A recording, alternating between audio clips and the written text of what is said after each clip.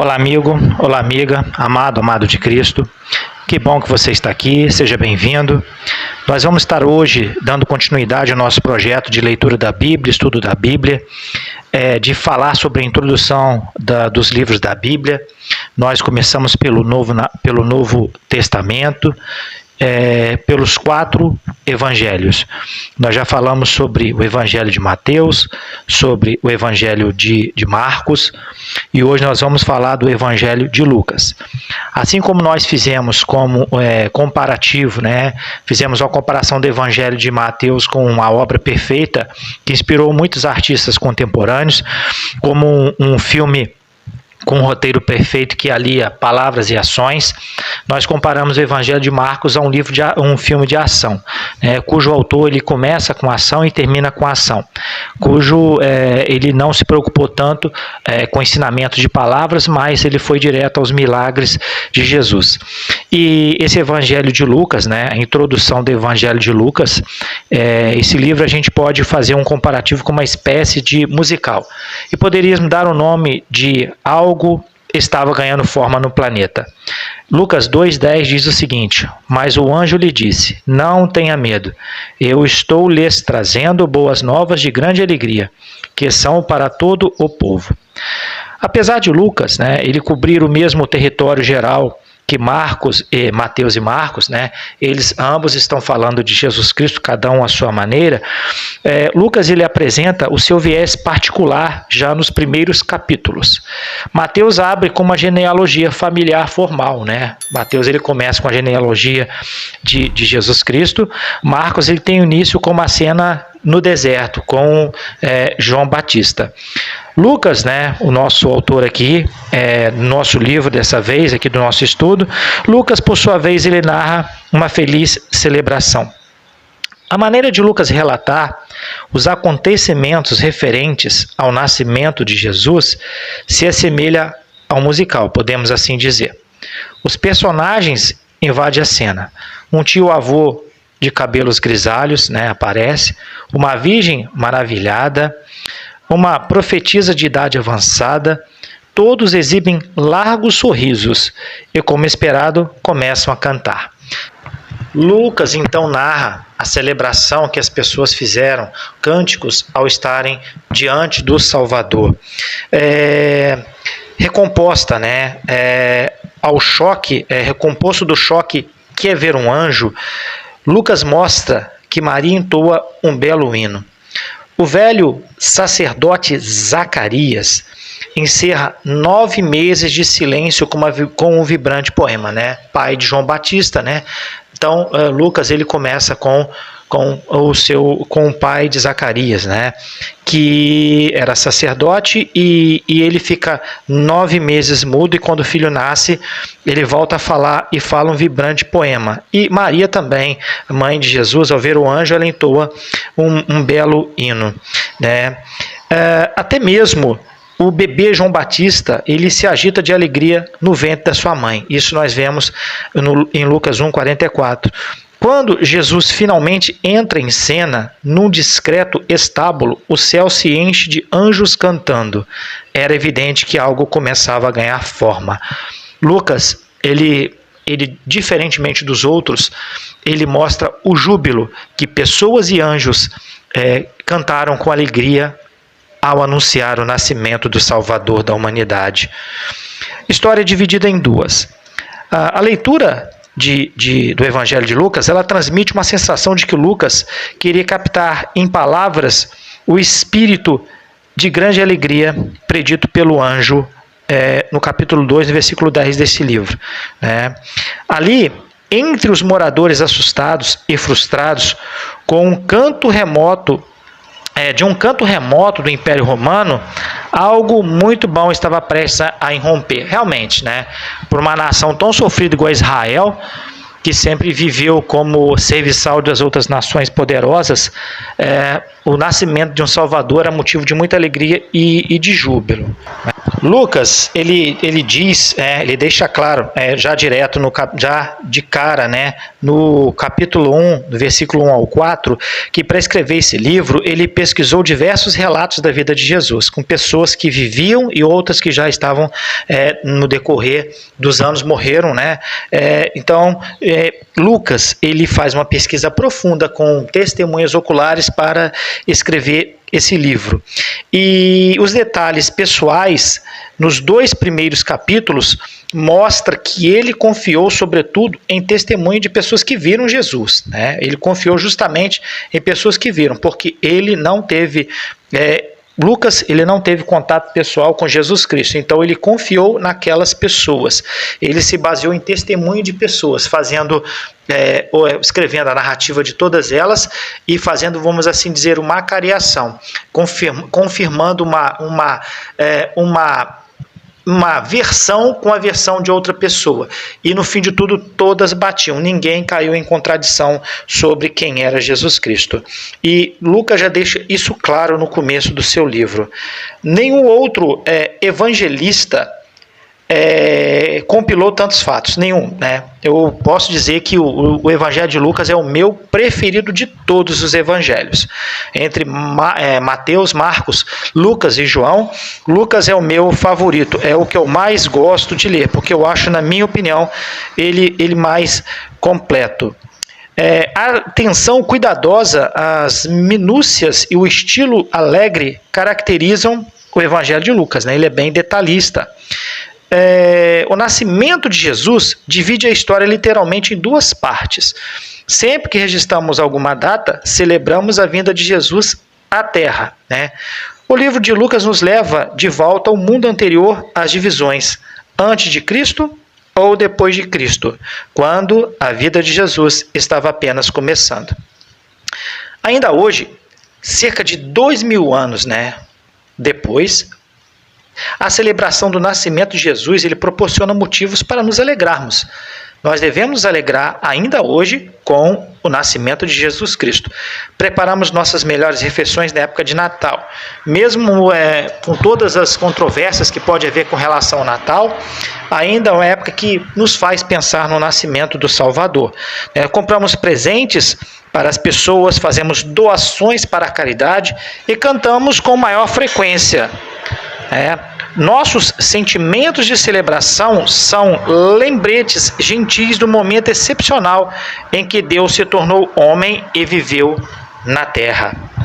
Como ler Lucas? É bastante provável que Lucas não tenha conhecido Jesus pessoalmente, né? Isso aí, nós já dissemos isso, que é bem provável que Lucas não tenha conhecido Jesus Cristo, mas como convertido, dedicado na igreja primitiva, ele acompanhou o nosso célebre apóstolo Paulo em viagens missionárias, né? Ele era o seu escritor favorito ali, ele ia nas suas viagens escrevendo e relatando. Em 3 de suas cartas, Paulo se refere a Lucas com grande afeição. Paulo tinha uma alegria muito grande em ser amigo de Lucas, né? Conforme menciona na introdução, Lucas ele sentiu a necessidade de elaborar um relato cuidadoso da vida de Cristo. Muitos relatos de qualidade variada existiam na época. Imagino que Lucas, de ouvir todas aquelas histórias sobre Cristo, ele ficou maravilhado, pensando, eu preciso escrever sobre esse homem. Quem é esse homem que eu gostaria de ter conhecido pessoalmente, né?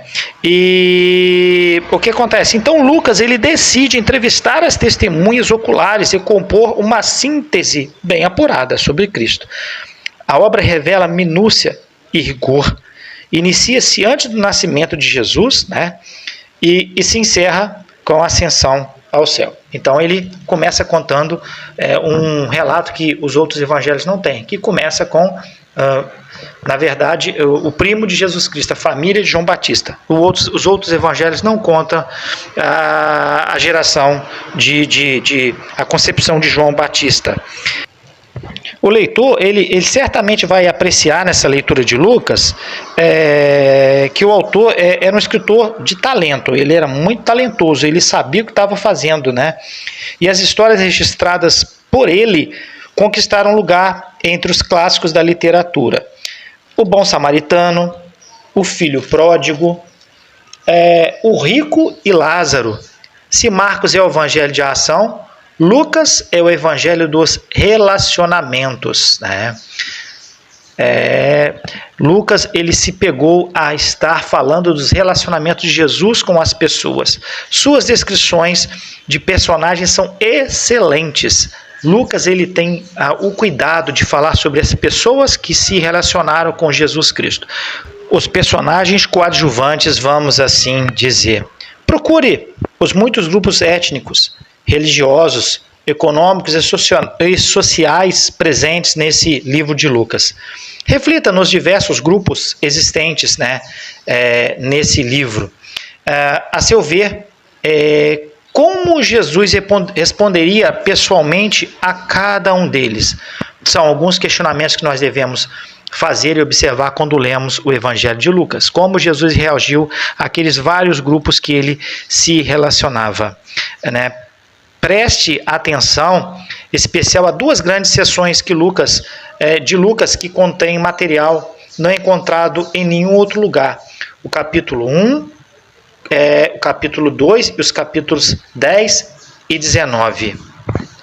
Pontos altos em Lucas. No capítulo 1, os acontecimentos que precedem o nascimento de Jesus. Capítulo 2, a conhecida história de Natal. Capítulo 10, a parábola do bom samaritano. Capítulo 12, Jesus traça um forte contraste entre os que confiam nele, pois mais pobres que sejam, e os ricos arrogantes. Capítulo 15, algumas das parábolas mais famosas de Jesus. Capítulo 16, duas histórias conhecidas, o administrador astuto, o rico e o Lázaro. Capítulo 18, mais ensinos e conversas. Capítulo 24, os discípulos de Jesus e a ressurreição. O médico atenta para os pobres. A surpreendente ênfase de um escritor de classe alta. Lucas 5,31 está escrito: não são os que têm saúde que precisam de médico, mas sim os doentes. Um famoso médico certa vez comparou seus deveres profissionais ao trabalho de um balcão de reclamação de uma loja de departamentos. Ele disse: ao longo de toda a faculdade de medicina, eu estudei a maravilhosa engenharia corporal. O corpo saudável é perfeito, algo belíssimo de se observar, mas na prática passo meu tempo tratando pessoas cujo corpo não funciona direito. Só ouço queixas. Depois de algum tempo, é fácil perder a perspectiva. Lucas, o médico, tinha conhecimento de enfermidades e sofrimento em primeira mão. Ele era o médico, né, de bordo de Paulo, né? Paulo foi um homem que ele mesmo deixou bem claro que ele carregava as marcas de Cristo, marcas de açoites e de chicote. E com certeza Lucas era o responsável por estar aliviando essas dores físicas de Paulo. Lucas também ouvia as queixas diárias das pessoas. Por alguma razão, porém, ele não se tornou insensível. Não à toa seu evangelho se concentra no ministério de Jesus, a sociedade que frequenta o balcão de reclamações, o pobre, o doente e o desprezado.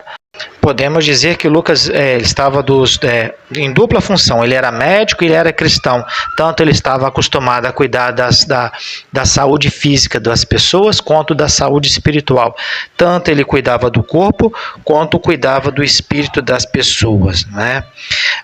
Jesus anuncia sua missão. Em Lucas, até mesmo o cântico da abertura de Maria dedica um acorde aos pobres e aos famintos, né? Que é Lucas 1, 41 a 55, usando 25 vezes seu título favorito para Jesus, Filho do Homem. Então, Lucas, 25 vezes, ele usa Filho do Homem no seu evangelho. Lucas revela o verdadeiro servo de toda a humanidade. Lucas 4 mostra Jesus declarando ousadamente a razão de ter vindo ao mundo. Ele acabara de resistir às tentações de riqueza e de poder e retornou do deserto para a sua cidade natal depois da tentação. Ali o nativo Jesus anuncia sua missão singular, designada por Deus: pregar as boas novas aos pobres, a liberdade aos prisioneiros, a cura aos cegos, a libertação aos oprimidos. Com poucos comentários editoriais, Lucas Lucas acompanha seu protagonista de cidade em cidade. Jesus evitava lugares da moda, como a cidade de Tiberíades, né? Jesus preferia o povo mais humilde. Ele preferia se manter próximo das comunidades rurais e das aldeias de pescadores, em torno do Mar da Galileia, servindo às necessidades dos humildes. A reação de Jesus era variada. Naturalmente, os enfermos clamavam por sua atenção, implorando por cura. Aos poucos, poderosos creram nele, incluindo um respeitado centurião romano, né, e um chefe da sinagoga. Em geral, porém, os líderes religiosos contestavam suas ações e seus próprios vizinhos o afugentavam da cidade. As pessoas não queriam estar próximos de Jesus. O improvável amigo dos pobres. Com certa habilidade de escrita, Lucas dá vida a seus personagens. Estudado e sofisticado, ele usa o melhor grego dentre os evangelistas, né? Mas, ironicamente, enfoca os pobres e os rejeitados. As mulheres, ignoradas por historiadores antigos, desempenham um importante papel nesse evangelho de Lucas. Lucas apresenta 13 mulheres não mencionadas nos outros evangelhos. Ele também demonstra alegria e um apreço por crianças, não é? Pode parecer estranho que Lucas, por educação e profissão, o membro de alta classe que ele era, se destaque como defensor dos pobres e dos oprimidos. É evidente que a mensagem de Jesus o afetou profundamente. Havia um princípio aí de conversão muito grande na vida de Lucas, né? Uma pessoa da alta sociedade que se converte e entende a missão de Jesus Cristo entre os humildes. Como disse Jesus, não são os que têm saúde que precisam de médico, mas sim os doentes. Não vim chamar os justos, mas os pecadores o arrependimento. Lucas 5, 31, 32. Questões de vida para nós analisarmos. Segundo o relato de Lucas, Jesus era uma ameaça aos ricos e poderosos, mas atraía os pobres e desprezados. Se Jesus viesse hoje, como esses dois grupos em nossa sociedade reagiriam a ele? Como os ricos reagiriam a Jesus hoje? Será que eles o aceitariam? Como os pobres reagiriam a Jesus hoje? Será que eles o aceitariam? Esse é a introdução ao Evangelho de Lucas, o médico, homem que se propôs a cuidar das doenças físicas e das doenças espirituais das pessoas. É um homem que dá um exemplo de conversão, sendo ele da alta sociedade, dedica um livro a estar falando para os pobres e humildes, e escreve uma das maiores obras-primas da história da humanidade, o Evangelho, que fala sobre a vida de Jesus Cristo. Que a gente se apegue ao exemplo de Lucas e que nós possamos estar lendo a palavra de Deus, nos dedicando aos estudos. Eu desejo que Deus abra o nosso entendimento para a palavra dele, que nós tenhamos fome e sede de conhecimento da palavra de Deus. Eu desejo do fundo do meu coração que você seja abençoado, que você seja próspero, em onde você colocar a planta dos seus pés, em nome de Jesus Cristo. Amém.